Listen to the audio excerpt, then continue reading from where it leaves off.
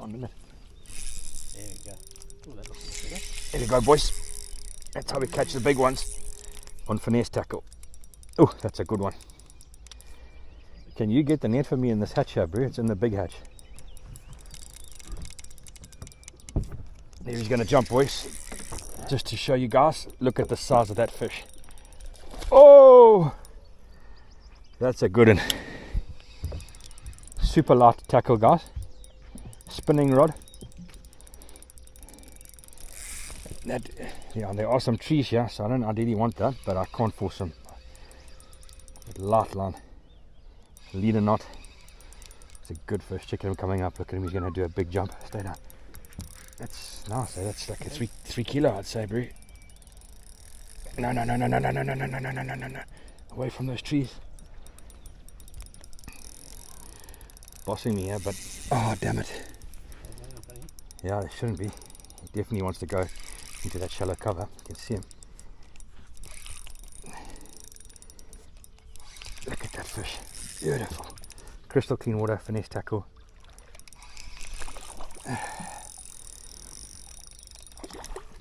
Got him. Here you go, boys. Look at that. Absolutely brilliant. Oh, we'll get him on the scale. Look at that. Boom.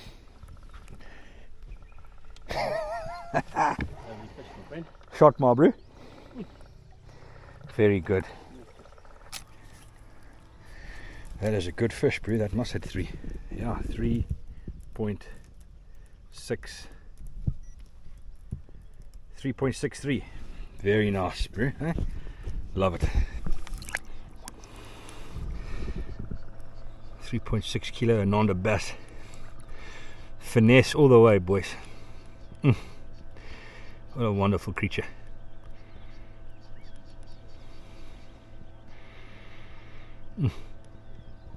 Fantastic fish.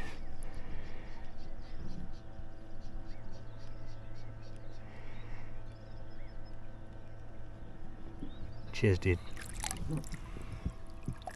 Yeah. Back into the depths. Dogs, boys, dogs. Finesse fishing is a phenomenal way to catch numbers, but also really good fish. Particularly in clean water scenarios. I think for me that's where it really shines. In a clear water scenario, not a lot of wind around as well, so those slick, calm, clean water type deal. And I mean, that was a phenomenal, really nice quality fish. 3.6 kilos, absolutely lovely. So let me run through the setup, and I'm sure, no doubt, it's going to help you guys. So I've just got a Pesca hook in here. It's an EWG, or an extra wide gap hook, and a 4-inch Senko. And that is ideal for a 4-inch bait. That is like finesse style.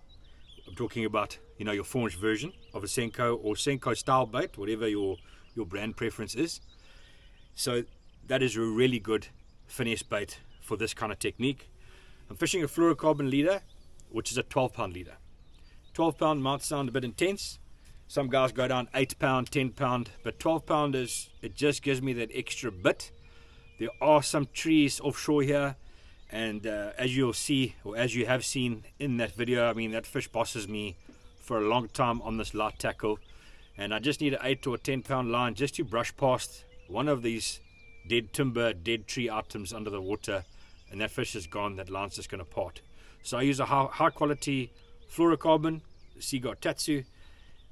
So I can recommend, obviously, guys, just get the best fluorocarbon that you can afford. My leader in this case is a little bit shorter than I'd like. I have retied a bunch of times, so I would obviously extend this leader. Okay, so it's not an ideal example, but I'm here now showing you guys immediately after that fish. I would extend this leader, but that's what I'm going for now. It's probably 1 meter long. I'd make it a lot longer. I'd actually want this leader ideally to run all the way from this position, the entire length of the rod up and down, so that leader knot is not going through the guards when you're fighting the fish. Okay, in this case it didn't, because it's so short. It wasn't going through the guards because it is that short, so it was on the outside of the guards the whole way during that fight. So you can make your leader longer. Okay, leader knot, guys, that goes to 15-pound braid. That's a very thin braid. It's also the Pesca braid, so check that high visibility yellow. Leader knots, you can check those guys out online. Learn how to just join your fluorocarbon to your braid. 15-pound braid, super thin, super sensitive. I can see that floating on the surface, as in the case there. And that fish didn't like just hammer it, but I just see just the braid just starts to just flicks once and just starts to move. It's like I say, super slick conditions. And I'm just watching the line and off it goes. So, and then the hook set, I just lean back into it. I mean, it's a big fish, got weight behind him. Just get the hook to penetrate through. Just keep the line tight and bring it through. Okay, so that's your setup, your braid, your leader. This rod is absolutely exceptional, guys. It's a Verto 72M. It's a 7'2" medium action rod. It's a line rating 6 to 12 pound, lure weight. It's a finesse technique, guys. So anything from weightless, quarter ounce. If you're doing drop shots, though, it'll be able to handle everything to like a half or 3/4 ounce drop shot. You could certainly get away with that on that technique, vertical drop shotting and things like that. But for this technique as a finesse weightless rod, it is absolutely incredible. The accuracy of cast, the responsiveness of this blank. Therefore, the accuracy of your cast and your presentation is absolutely phenomenal. And that plays a huge role. You want to be able to present the bait close to the cover, fishing up against the weed edges, hyacinth edges, and things like that. Presentation is key. But look at how that rod just handled that fish. Big fish, light line, just beautiful action on the rod. Sets the hook and then fights that fish the whole way to the boat. Incredible. So this is an awesome, lightweight, well-balanced, phenomenal, high quality rod. Really, really phenomenal. Pesca also have their spinning rod. And that too is also fantastic and will do the job, obviously at a much lower price point, so that will suit a lot of people as well.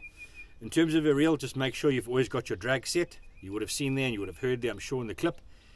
Fish taking drag, comes to the boat, decides I don't want to be near this boat, I'm out of here, and off he goes. So just make sure your drag is set well, your leader knot is tied correctly, and you're good to go. Presentation wise, a nice long cast, and that's another thing about this rod.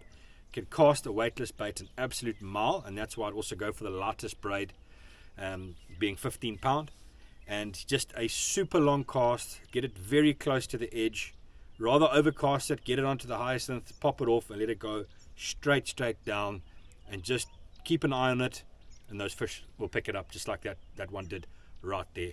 So there's not a hell of a lot to the presentation. Let it get to the bottom. If you haven't got eaten by the time it gets to the bottom, lift your rod tip, just get it off the bottom. Probably do two or three of those if I'm target fishing, and then I'd reel it back up. What I mean by target fishing, I'm specifically fishing a hyacinth edge where I believe that the fish are underneath. So I just want to fish that first sort of meter of that hyacinth towards the boat, and that's that. Hope the tip helped you guys. I'm sure it is going to help you catch more fish.